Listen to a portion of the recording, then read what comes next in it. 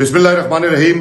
इस वक्त रात के 3:30 बजे और 13 घंटों की ख्वारी के बाद मैं अब एक महफूज मकाम पे आपसे बात कर रहा हूँ। मेरे भाइयों, मैं काफी अरसे बाद अपने आबाई शहर कोहाट में कुछ सियासी एक्टिविटीज करने गया था। 2-3 जगह पे मैंने वर्कर्स को मोटिवेट किया, मुतहरिक करने की कोशिश की और आज कोहाट यूनिवर्सिटी में एक प्रोग्राम में इनवाइटेड था मैं, जहां से निकलते वक्त आईएसआई के इंटरनल विंग 2 गाड़ियां जिसमें 11 मुसल्लह अफराद, उन्होंने मेरा रास्ता रोका और जब मैं उनसे निकलने में कामयाब हुआ तो वो 1 घंटे तक रोड्स पे मेरा पीछा करते रहे। उन्होंने मुझे असला दिखाया, मुझे अगवा करने की कोशिश की और मुझे जान से मारने की धमकी दी।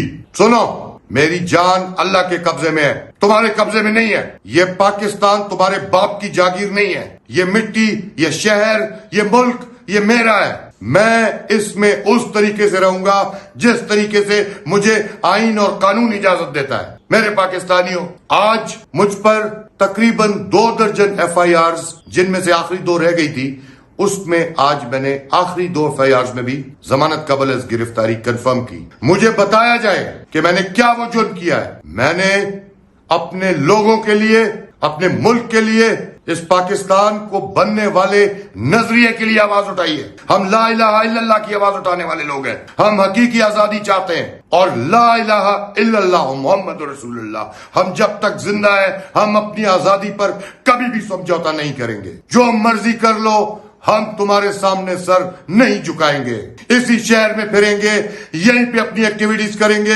लोगों को मोबिलाइज करेंगे और इंशाल्लाह इस्लामाबाद की तरफ हम मार्च करेंगे। जिसमें हिम्मत हो वो रोक के बताए। और मेरे वर्कर्स कोहाट के या कोहाट के अलावा बाकी शहरों के कमरे कस ले आप अपनी अपनी।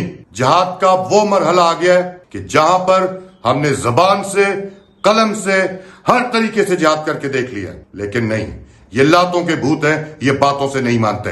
अब इसके बाद कोई ऐसी हरकत हुई तो उसका हम जवाब देंगे।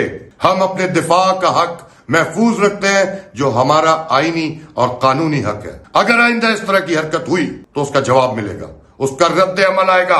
और मैं अपनी सूबाई हुकूमत उनको भी ये बात बताना चाहता हूं कि हमने ये जिद्दोजहद यूं गुलामी करने के लिए नहीं की थी। आज एक बेगुनाह शख्स जो अपनी हकीकी आजादी की जंग लड़ रहा है, अपने शहर में महफूज नहीं है। ये किसकी कमजोरी है? मेरी सूबाई हुकूमत से ये गुजारिश है कि इन लोगों को लगाम डाली जाए, इससे पहले कि अवाम की आंखों में जो उतरा हुआ खून है वो मजबूर हो जाए इन लोगों को अपने तरीके से लगाम डालने। बहुत शुक्रिया।